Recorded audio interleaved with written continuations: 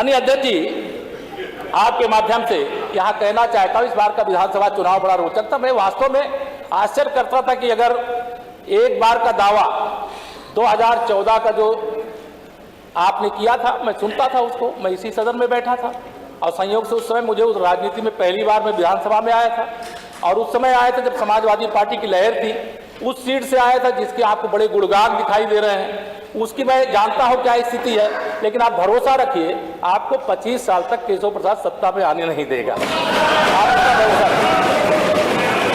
आप विपक्ष, आप श्री अखिलेश जी हमारे बड़े अच्छे, आपको मैं पसंद करता हूं, लेकिन अध्यक्ष हम आ पाए ना आ पाए, ये हमारे माननीय सदस्य लोक भवन में कब बैठ पाएंगे? कि लोक भवन में तो कमल खिल चुका है और वो कमल खिला रहेगा। और देखिए माननीय अध्यक्ष जी, साइकिल पंचर हो गई है तो अब पंचर को ठीक कराने की जो आपकी साइकिल है उसको शायद उत्तर प्रदेश जनता ठीक करेगी नहीं, इसलिए मैं लोक भवन में कब बैठूंगा? लोक भवन में हम लोग, ये पीडब्ल्यूडी मिनिस्टर रहे, ये भूल गए इनके जिले की मुख्यालय की सड़क किसने बनाई? आपने बनाई? बताइए बताइए। फोर लेन किसने बनाई बताइए? माननीय सदस्य अध्यक्ष जी, मैं आप कृपया करके आपस में डिबेट नहीं करें, कृपया करके नेता प्रतिपक्ष पूर्व मुख्यमंत्री जी को ये बता दीजिए, ये 5 साल सत्ता में नहीं रहे, आगे 5 साल के लिए फिर विदा हो चुके हैं। 2027 में चुनाव आएगा, मैं तो यह मानता हूं कि फिर कमल खिलेगा, फिर आपका अभी कोई भविष्य इस समय नहीं है, लेकिन सड़क किसने बनाई है, एक्सप्रेस किसने बनाया है, मेट्रो किसने बनाई है? जैसे लगता है आपने सैफई की जमीन बेच करके ये सब बनवा दिया है।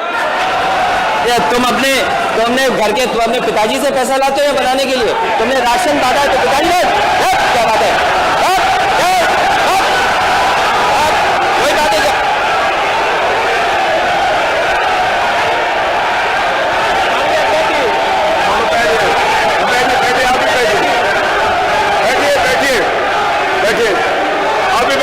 राजेश जी आप भी बैठिए, सब लोग बैठे, आप भी बैठिए, सब लोग, नेम जी बैठिए, राजीव बैठो, आप भी बैठिए। अध्यक्ष जी,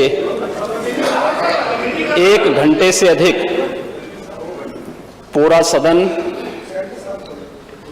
माननीय नेता प्रतिपक्ष को सुनता रहा। बड़ी शालीनता के साथ उन्होंने अपनी बात कही। विपक्ष के नेता का जो दायित्व था, उन्होंने अपने कर्तव्यों का निर्वहन किया, हम लोगों ने सुना।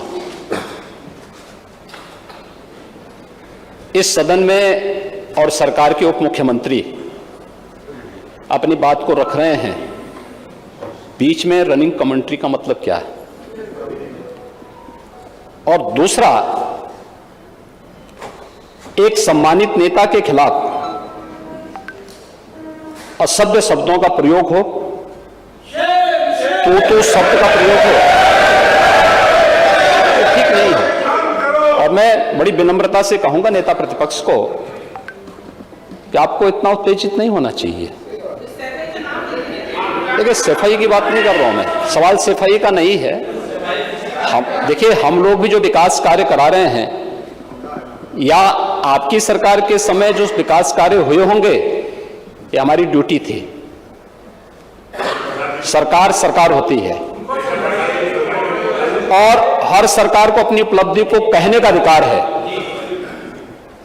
माननीय उप मुख्यमंत्री जी ने बिल्कुल सही कहा कि विकास, आपने कहा, आप विकास की जब चर्चा हुई तो उन्होंने जो बातें कही बिल्कुल ठीक ढंग से की थी। आपके यहां के दूसरे नेता या जब माननीय उप मुख्यमंत्री का यहां पर भाषण संपन्न होता, उसके बाद अपनी बात आप लोग कह सकते थे। लेकिन देखिए, मैं कल भी देख रहा था, कल माननीय वित्त मंत्री जब यहां पे जवाब देने के लिए खड़े हुए, उन पर जिस तरीके की भाषा का प्रयोग उस समय किया गया, आज फिर हम देख रहे हैं। देखिए, लोकतंत्र में हर सदस्य को सदन में अपनी बात रखने का पूरा अधिकार है, और अगर आप कहेंगे तो कैसे इस बात की अपेक्षा रखते हैं कि इस पार से उसका जवाब नहीं मिलेगा?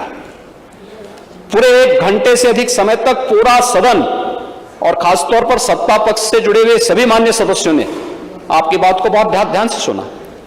देखिए, सहमत होना ना होना अपना विषय है। नहीं, सवाल दूसरा नहीं।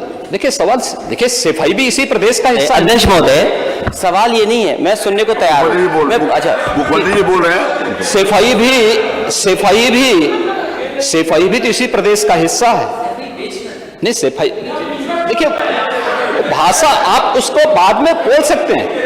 देखिए हमारी सहमति असहमति हो सकती है।